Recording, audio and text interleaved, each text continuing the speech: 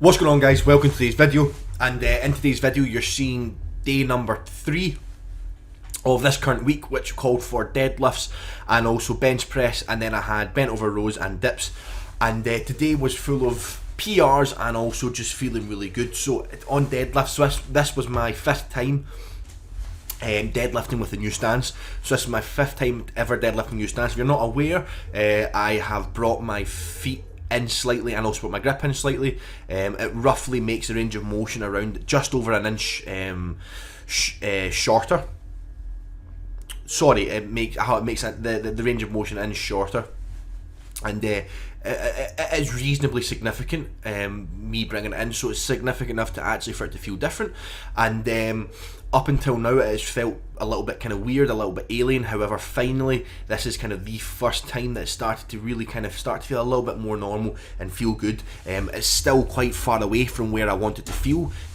For example, the way my deadlift felt going into my last competition, it just felt dialed in and really, really good. And although I feel that in the long run, this is definitely going to have a much more positive performance impacts on my deadlift.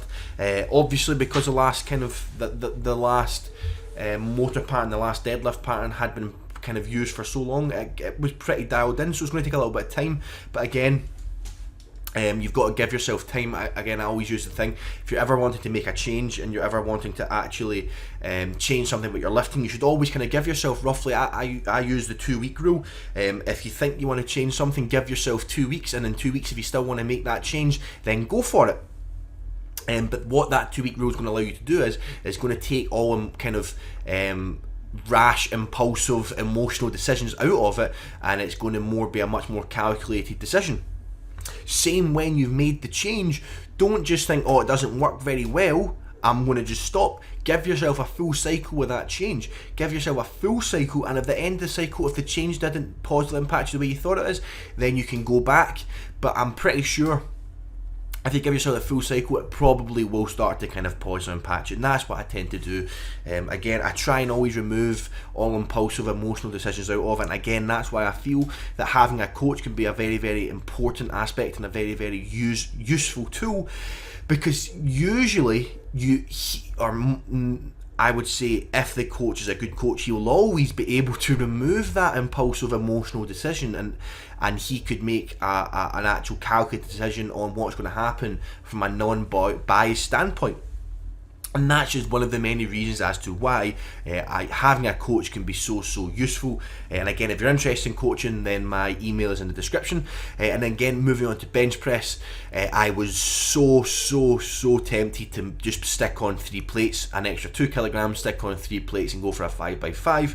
As this 5x5 is actually an all-time PR, so to do it with 3 plates would be really cool. And I actually talked about in another video wanting to hit 5x5 with 3 plates, so I was really tempted. But I took a step back. I sat down and I kind of talked to myself, and I said, look, everything's dialed in for a reason. All percentages and everything in your program is there for a specific reason. You've got to trust the progress. You've got to be patient, and you've got to not deviate and understand that everything is there for a reason.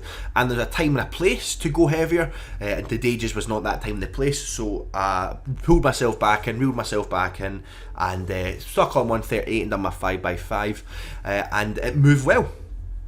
Everything moved very well. Again, on the last rep, I had a 5-second long pause. Didn't quite have a 10-second pause, but I had a 5-second pause, and it felt really solid.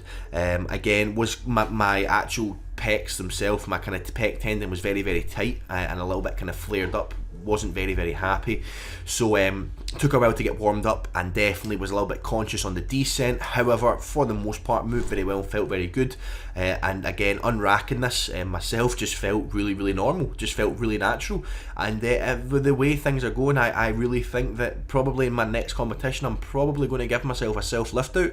Again, discuss the kind of reasons as to why, and I'm probably going to make a video on that. So that's the end of the video. Thanks so much for watching. Please like, comment, and if you're new to the channel, subscribe, and I'll hopefully speak to all of you guys next time.